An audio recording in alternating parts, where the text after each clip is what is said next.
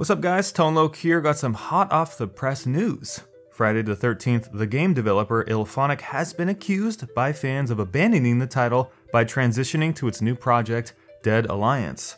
The studio very quietly announced this new zombie-based first-person shooter back in May sometime, but it flew under the radar for most of the fans of Friday the 13th, the game.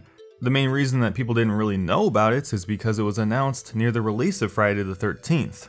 The controversy lies in the fact that Friday the 13th launched before it was ready, and it was a pretty big mess. The game launched on May 26th with a $40 quote-unquote indie title price tag and was laden with bugs, glitches, server issues, and a complete lack of content. Among other things, missing graphical features like an FOV slider, a proper tutorial, and the community request to rehaul the game's balancing issues. I definitely feel for the community on this one. I know you guys know how I feel about the game, but this brings up a big issue in the video game industry, releasing unfinished, feature-bankrupt games to the masses with the sole promise that they will be finished later. If I was a fan of this game, I would be pissed. Shifting priorities to a new game, even with a portion of the staff, means that fans are going to have to wait even longer and longer to receive the patches and fixes that they deserve. If you think about it, it's actually just ironic that fans should have to wait for this company to fix their game. It should have arrived at launch in a healthy, feature-rich state.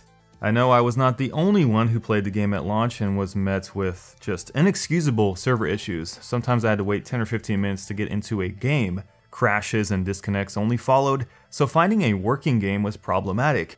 It's almost unthinkable to me that you can get away with launching a game in 2017 and have your community's mentality, quote-unquote, I hope that the game will work.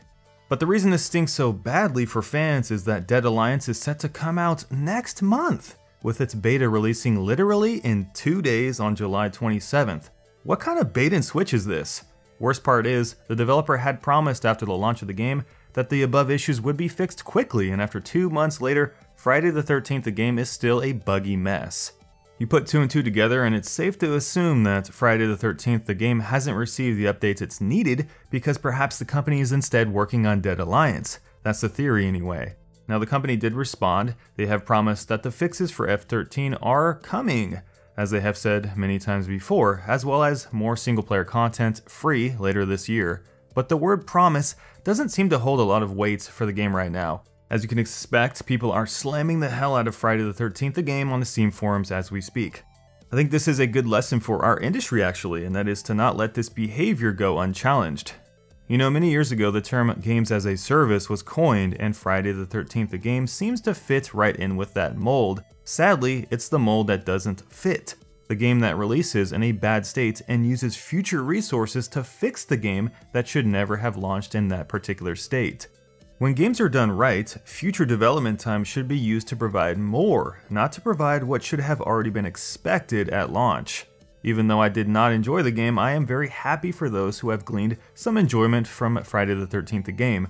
Honestly, this concept has a lot of potential, and the core gameplay loop does have the ability to be fun under the right circumstances. However, everything else seems so rushed and much needs to be fixed. The animations need better linking, the servers need updating, the client needs a fix, balancing needs to happen. The point is, the game needs a lot of TLC.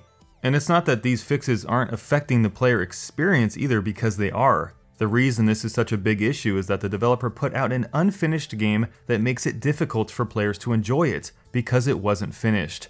So if you're one of those players out there waiting for the game to get better, I do feel for you, but with this news, who knows how long it's going to take, or how the community will react to their new video game.